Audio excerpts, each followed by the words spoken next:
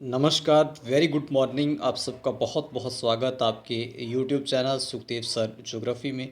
दोस्तों, आप सब जानते हैं कि महाराजा गंगा सिंह विश्वविद्यालय बीकानेर की तरफ से सत्र 2022-23 की जो मुख्य परीक्षाएं हैं वो 6 अप्रैल से शुरू करवाई जा रही हैं। उसी को ध्यान में रखते हुए आज हम आपके साथ बीए पार्ट द्वितीय वर्ष सब्जेक्ट ज्योग्राफी में फर्स्ट पेपर मानव भूगोल से संबंधित 2023 में इम्पोर्टेंट प्रश्न पूछे जा सकते हैं वो आपके साथ साझा कर रहे हैं। और उससे पूर्व आपसे प्रश्न साझा करें, उससे पूर्व आपसे रिक्वेस्ट कि आप अपने YouTube channel Sukhdev sir geography को सब्सक्राइब कीजिए, शेयर कीजिए और यदि चैनल पर नए विजिट कर रहे हैं तो बेल आइकन को प्रेस कीजिए। आइए बात करें अति इम्पोर्टेंट प्रश्न 2023 की। महाराजा गंगा सिंह विश्वविद्यालय बीकानेर, आपका जो क्लास है वो बीए पार्ट सेकेंड ईयर जिसमें सब्जेक्ट ज्योग्राफी है।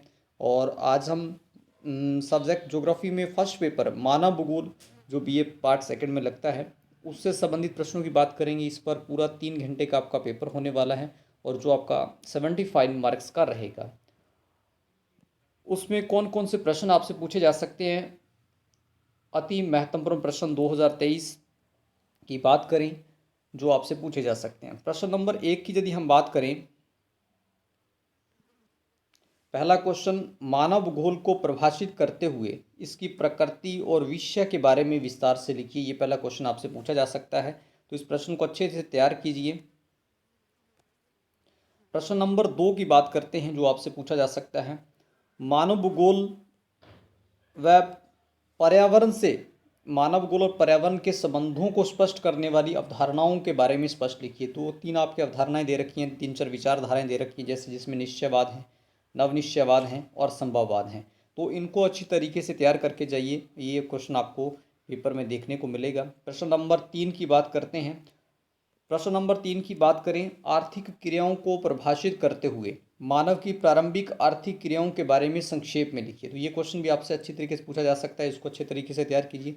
प्रश्न नंबर 4 की बात करें, भारतीय जनजातीय समूह के वर्गीकरण पर भौगोलिक लेख लिखिए। बात करते हैं प्रश्न नंबर 5 के बारे में जो आपसे जनजाति से पूछा जा सकता है। तीसरे यूनिट में बुशमैन जनजाति ने अपने वातावरण और प्रकृति के साथ किस तरह से अनुकूलन स्थापित किया है, इसको स्पष्ट कीजिए। तो यदि हम बात करें बुशमैन जनजाति में, इसमें आपको क्या कुछ लिखना है, उसके निवास स्थल, उसकी संस्कृति, उसके सामाजिक जीवन, उसके आर्थिक जीवन के बारे में आपको विस्तार से लिखना है। तो इसी तरीके से प्रश्न नंबर 6 की बात करते हैं। प्रश्न नंबर 6 की बात करें तो इसमें आपसे संथाल, भील और संथाल 2 जनजातियां हैं। ये राजस्थान से संबंधित कुछ जनजातियां भी इसमें आ जाती हैं, भील और संथाल, और ये भारत में भी रहने वाली जाति हैं। तो मिश्रण पाया जाता है दोनों ही भारत और राजस्थान के अंदर इसका। तो इससे संबंधित निम्न बिंदुओं के बारे में आपको लिखना, जैसे इनके निवास स्थल, आर्थिक जीवन, सामाजिक जीवन और सांस्कृतिक जीवन के बारे में आपको लिखना होगा। प्रश्न नंबर 7 की बात करते हैं जो आपसे पूछा जा सकता है, प्रवास को परिभाषित करते हुए इसके क्या कारण होते हैं और सिद्धांतों के बारे में संक्षेप में। प्रवास का मतलब जब हम एक स्थान को छोड़कर दूसरे स्थान पर जाते हैं उसके क्या कारण हैं और उसे किन कारणों से हम जाते हैं, और साथ में कुछ 6-7 सिद्धांत दिए जो भूगोलवेत्ताओं के द्वारा, उनके बारे में आपको संक्षेप में लिखना है।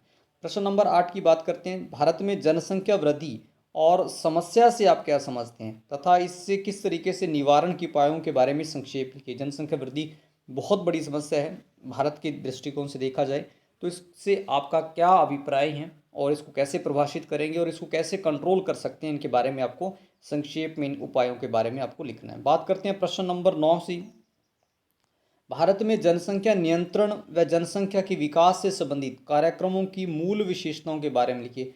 भारत सरकार के द्वारा बहुत से कार्यक्रम चलाए गए जिससे जनसंख्या कंट्रोल किया जा सके और उसका विकास किया जा सके।